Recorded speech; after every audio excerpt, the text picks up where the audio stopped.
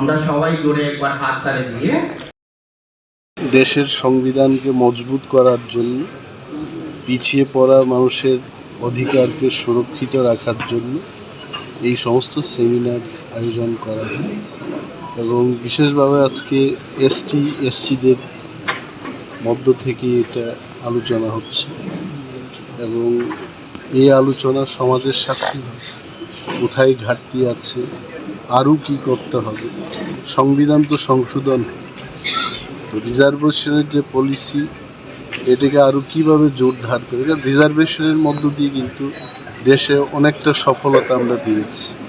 Doctor, engineer, এই হাউসের মধ্যে যাদের আইএস অফিসার আপনারা দেখতে পাচ্ছেন, ইঞ্জিনিয়ার আছে, সমাজে অনেক উপেক্ষিত বর্গের মানুষ কিন্তু আজকে এই জায়গায় আসতে পেরেছে। সো এইটার যে ফসল, এটাকে আরও বেশি করে কীভাবে তোলা যায় সেটাই আলোচনার মূল উদ্দেশ্য। আজ এসসি এসটি ওয়েলফেয়ার যে অ্যাসোসিয়েশন আছে বা তাদের যে সংগঠন আছে তাদের পক্ষ থেকে একটা সেমিনার আয়োজন করা হয়েছে। আমি মনে করি এটা অত্যন্ত গুরুত্বপূর্ণ।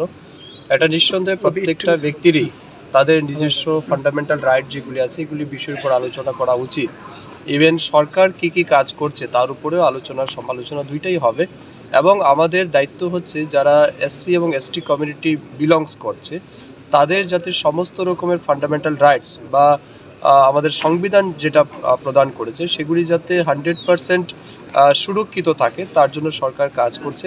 আমরাও দায়িত্ব সহকারে বলতে পারি আমাদের সরকার অত্যন্ত ইতিবাচক দৃষ্টিভঙ্গির সাথে কাজ করছে এবং মাননীয় মুখ্যমন্ত্রীজির নেতৃত্বে আমাদের রাজ্যেও এসসি এসটি রিজার্ভেশনের পলিসি হোক বা অন্য ক্ষেত্রেও সুযোগ সুবিধার ক্ষেত্রে আমাদের সরকার কিন্তু অত্যন্ত প্রোঅ্যাক্টিভ। এবং আপনারা দেখছেন বিশেষ করে আমাদের রাজ্যে জনজাতিদের কল্যাণের জন্য বা তপশিলি জাতিদের কল্যাণের জন্য বিভিন্ন প্রকারের সেন্ট্রাল স্পন্সর্ড স্কিমের মাধ্যমেও তাদের আর্থসামাজিক উন্নয়নের জন্য সরকার কাজ করছে।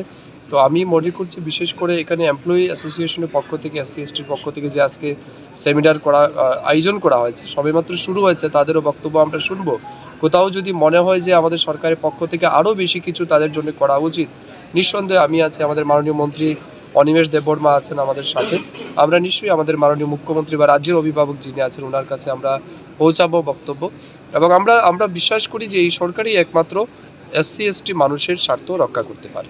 ওবিসি সংরক্ষণ নাকি ওবিসি সংরক্ষণ যে এটা সেন্ট্রালের ইস্যু এবং অলরেডি সেটা নিয়ে ডিসকাশনও হয়েছে। এটা আপনারা জানেন ইতিহাস দীর্ঘ বছর এগুলি পেন্ডিং রাখা হয়েছিল। বর্তমান সময় কিন্তু মোদিজির নেতৃত্বেই আজ ওবিসিদের অত্যধিক গুরুত্ব দেওয়া হচ্ছে, তাদের রিপ্রেজেন্টেশন পার্লামেন্টে যেমন দেওয়া হচ্ছে সব জায়গাতেই দেওয়া হচ্ছে। তো সেটাও সময়ের সময় সেগুলির উপরও কাজ হবে।